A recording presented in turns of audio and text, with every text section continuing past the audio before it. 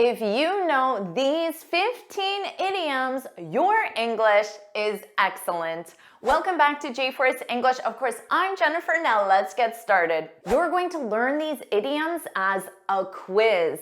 You'll see a sentence on the screen with a blank, and you need to complete the idiom in 5 seconds.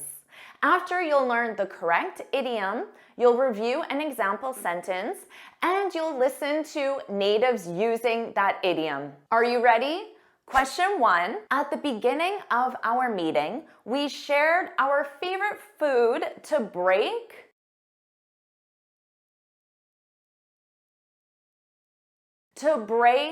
the ice. To break the ice. This is an idiom that means to have conversation or activities to overcome initial awkwardness or tension when people are meeting for the first time. For example, you can share your favorite food or play a little game to break the ice.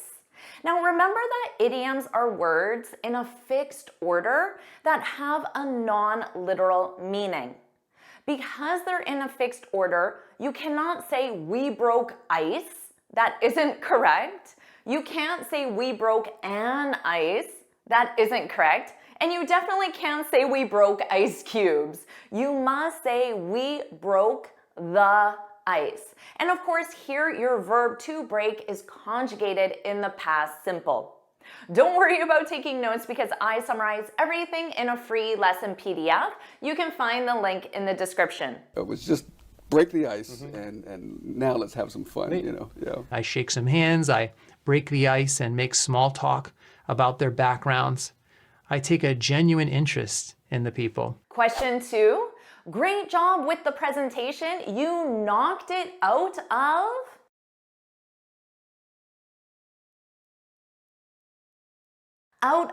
the park. To knock something out of the park. This is a fun idiom. It means to do something exceptionally well. So you can use this to compliment someone. For example, the team knocked it out of the park with their innovative product launch. Now notice how I used it before I specified the something, which was the innovative product launch.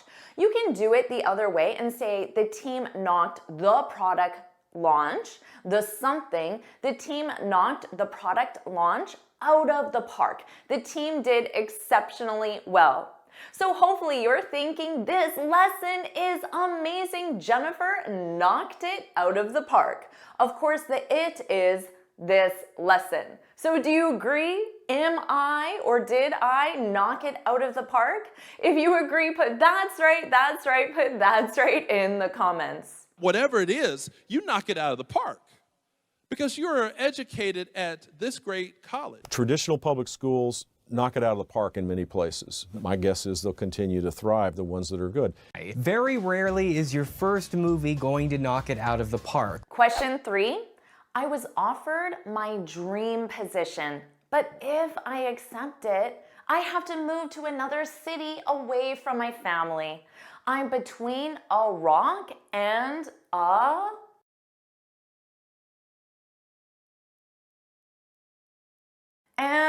a hard place. Did you get this one? To be between a rock and a hard place. This means to be faced with two difficult or undesirable options.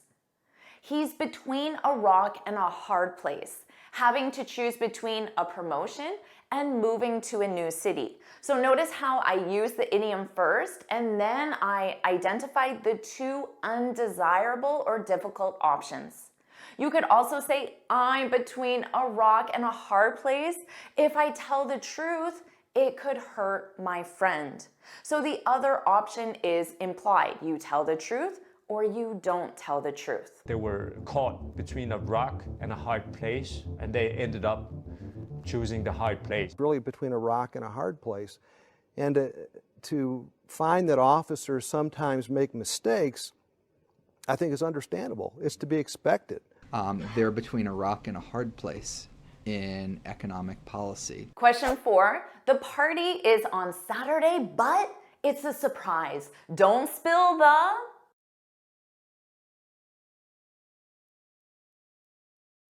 Don't spill the beans. To spill the beans, this means to reveal a secret or disclose information unintentionally. So for example, I accidentally spilled the beans because it's not intentional. I accidentally spilled the beans about their engagement. I didn't know it was a secret. Or you could reassure someone, your secret is safe with me. You know, I won't spill the beans. I won't reveal your secret. And he would try to get kids to spill the beans on the family, you know, like my mother's pregnant, my daddy doesn't know. The authorities thought if he was tortured, he might spill the beans, but there weren't any beans to spill. If you don't spill the beans now, we're gonna finish this talk down at the station. Question 5. You don't have to work tonight and miss your party. I was just pulling your...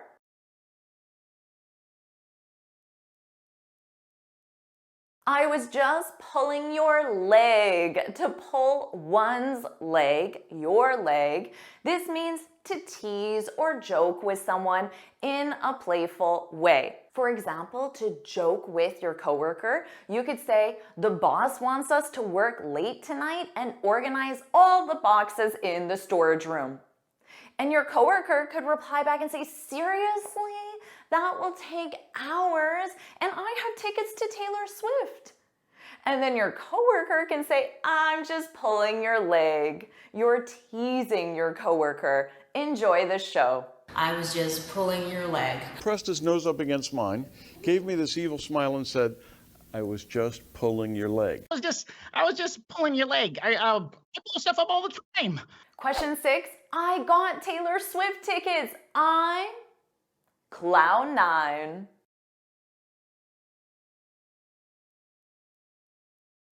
I am on cloud 9 because this expression is to be on cloud 9, which means to be extremely happy. He's been on cloud 9 since he got engaged. Remember to conjugate that verb to be. The team was on cloud 9 after winning the championship game. I'm on cloud 9, yes! And then guess what? Does it last?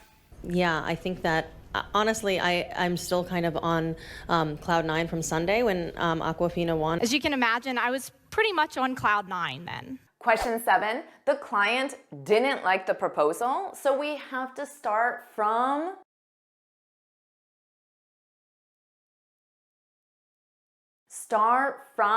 scratch. To start from scratch, this means to start from the very beginning. So you have to do it again. For example, my computer crashed and now I have to start from scratch because you lost your entire project. Or you could say, I started learning English from scratch last year or 3 years ago, from the very beginning. Hello, how are you? The very beginning. So I guess you're gonna have to start from scratch. So they had to start from scratch. Macmillan most recently had to start from scratch. Question 8, as the project manager, Jane calls the when it comes to the timeline.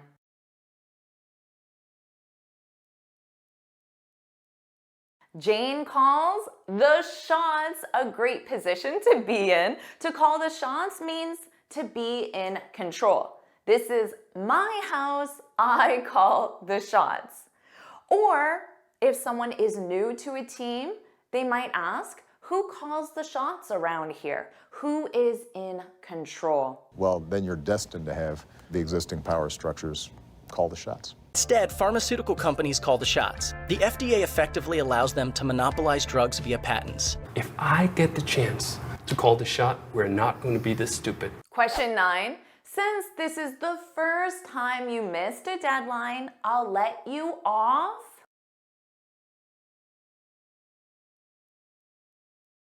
I'll let you off the hook. To let someone off the hook, this is a relief because it means to be released from responsibility, punishment, or a difficult situation. So you are not going to punish the person even though they did something wrong. I can work late tonight and finish the proposal. you're off the hook. You're relieved of that responsibility. Or perhaps, if I let you off the hook, you have to promise to never do it again. God, I don't want to let him off the hook. That may be hard to swallow, but it also means we're off the hook. It's not my fault the way I feel. Now, sales does not get off the hook with this process. How are you doing so far? Question 10, the flight was delayed because of the weather. There's no use crying over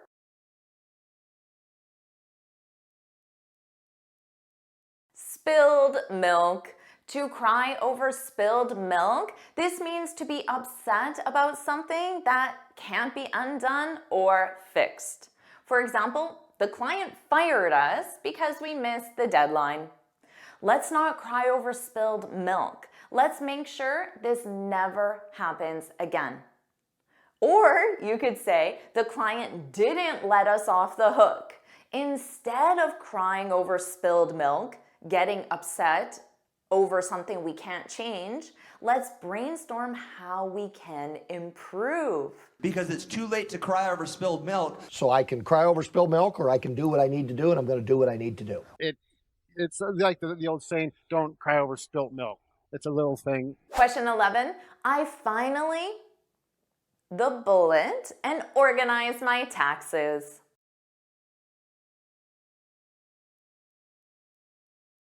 I finally bit the bullet. Did you get the correct verb conjugation? The idiom is to bite the bullet. Bit is the past simple. And this means to do something unpleasant or difficult that is necessary. I must do my taxes. For example, I hate filing paperwork, but I'll just have to bite the bullet. I have to do it anyway. Or the garage is a mess. Let's bite the bullet and clean it up this weekend. So I thought, bite the bullet, don't put a voice in there. Wish they would have the courage to simply bite the bullet and tell us the truth. I'm just going to bite the bullet and reshape the butter block because that's the right thing to do. Question 12, we're going to hot water when the boss finds out we didn't send the proposal.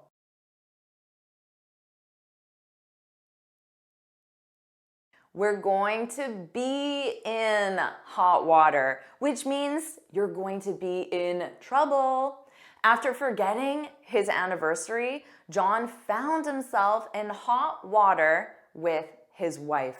Or the company violated safety protocols and is now in hot water. The captain flashed his, "You're in hot water now, look." She made sure both he and his tech ended up in hot water. His company Tesla has already been in hot water this year. Question 13, stop beating around and just tell me the final price.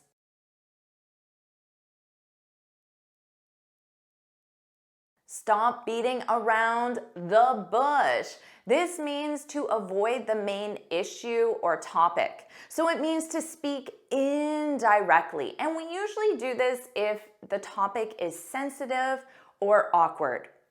But you might tell your friend when you ask your boss for a raise, don't beat around the bush.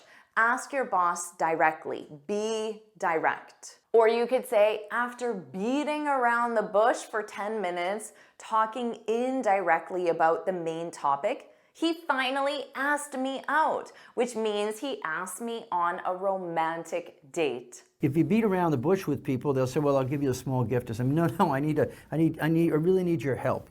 Big help. Let's not beat around the bush. You know you've thought about it, and today we're going to answer it. There's no need to beat around the bush here. Your preview just needs to tell your reader exactly what you have in store for them. Question 14, everyone in California on the bandwagon and learning how to play pickleball.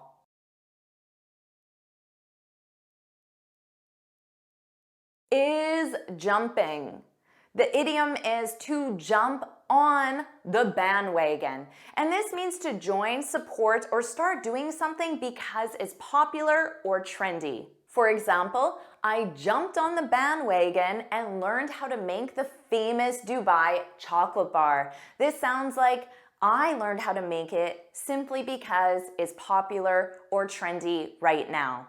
You could also say many companies have jumped on the influencer bandwagon. So notice here I'm using an adjective, influencer, to describe the bandwagon. So they know the topic of popularity or trend. Influencer. The success of one film or genre inspires others to jump on the bandwagon. We're kind of hoping to jump on the bandwagon that drags it back the other direction. Not a good time to jump on the bandwagon. Question 15. Influencers are a dozen these days.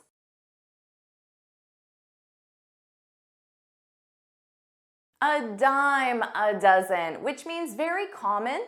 It can also mean inexpensive or easy to find. Now keep in mind, this sounds negative because it implies a lack of uniqueness or special value. For example, nowadays pickleball teachers are a dime a dozen. They're very easy to find. Everyone is a pickleball teacher because everyone's jumping on the bandwagon, the pickleball bandwagon. Or you could say talented singers are a dime a dozen in this competition. Everyone is a talented singer.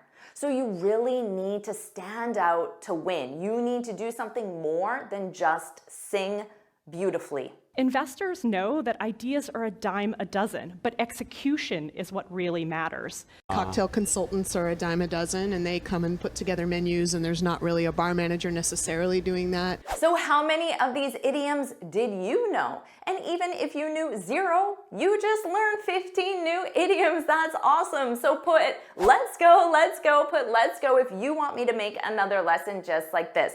And of course, make sure you like this lesson, share it with your friends, and subscribe so you're notified every time I post a new lesson. And you can get this free speaking guide where I share 6 tips on how to speak English fluently and confidently. You can click here to download it or look for the link in the description. And let's see if you know these 15 words. Watch it right now.